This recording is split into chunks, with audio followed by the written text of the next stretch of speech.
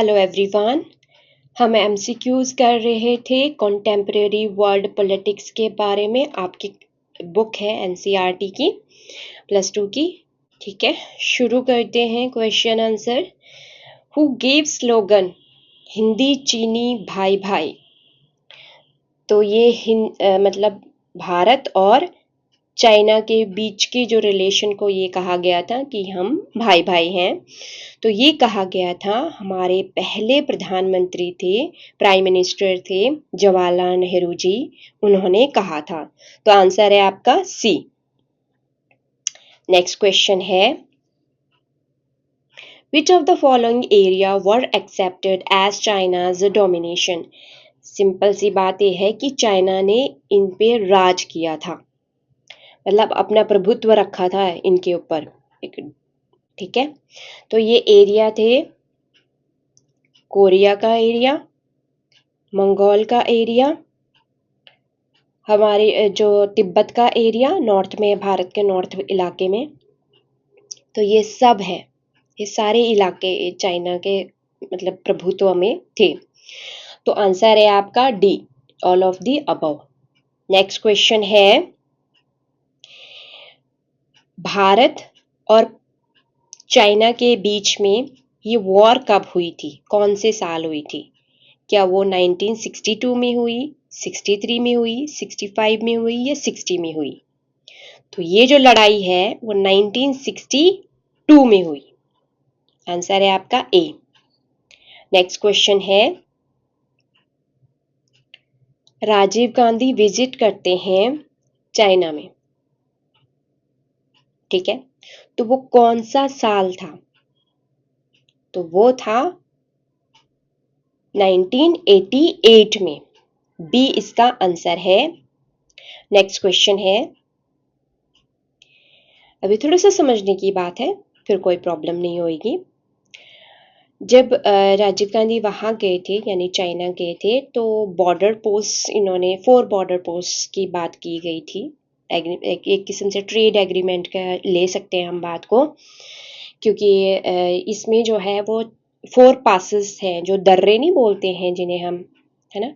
तो 4 पासेस के नाम उन्होंने, मतलब जो इलाके हैं, 4 पासेस जो इलाके हैं वो ट्रेड के लिए एक दूसरे के लिए खोल दिए गए। मतलब क्योंकि अगर हम हिस्ट्री देखें तो सिल्क रोड जो है वो सबसे बड़ा था यहाँ पे व्यापार का, एक दूसरे की जगह पे जाके व्यापार किया करते थे। तो ये ट्रेड से रिलेटेड है। अब वो 4 पोस्ट कौन सी थी, बॉर्डर पोस्ट? तो वो थी, एक तो नाथुला दर्रा था, शिपकिला दर्रा, टीपू लेक हो गया, जेलीपाला, ऐसे जो उत्तराखंड वाले इलाके में भी है, हिमाचल वाला इलाका है। तो इन इलाकों में ये है। तो उन्होंने कहा चलो ठीक है, ऐसा करते हैं कि व्यापार तो हमारा एक दूसरे के साथ होता रहेगा और रिलेशन भी अच्छा बना रहेगा। आप अगर ध्यान से देखें तो यहाँ पे देखो, ये है दर्रे टाइप में इस तरीके से, क्योंकि एक जगह से दूसरी जगह पे देखो रोड भी बनी हुई है, किस तरीके से जो है व्यापार यहाँ मतलब एक जगह से दूसरी जगह व्यापार हो रहा है। तो ये दर्रे बने होते हैं, ऊपर ये पहाड़ी इलाका होता है, माउंटेन इलाका होता है, और यहाँ से ये आ रहे जा रहे होते हैं। तो ऐसा है कि हमारे जो भारत का इलाका है पूरा, वो सबसे बड़ा बाजार है चाइना के लिए। इसलिए ऐसा नहीं कहा जा सकता है कि हमारे घरों में जो है चाइना की चीजें नहीं है।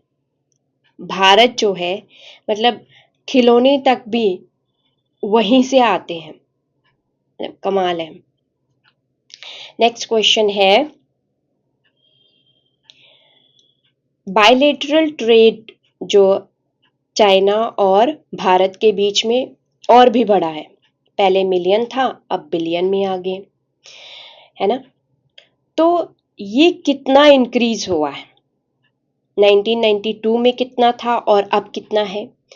तो ये है 338, सब में 338 लिखा हुआ है और मिलियन भी है, ठीक है। इसलिए इसमें जो सही आंसर है वो है ए, मतलब $338 से 84 बिलियन में चले गए हम। ठीक है, नेक्स्ट क्वेश्चन है, न्यूक्लियर वेपन टेस्ट हुआ था भारत में सबसे पहले जो है 1974 में हुआ। उस टाइम कांग्रेस की सरकार थी और हमारी प्रधानमंत्री जी थी इंदिरा गांधी जी।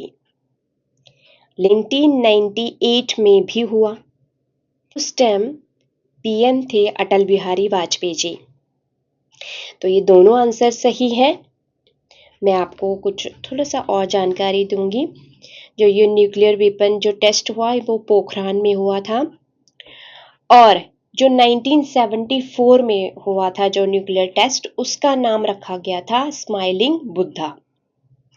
और जो 1998 में जो टेस्ट हुआ था उसका नाम रखा गया ऑपरेशन शक्ति।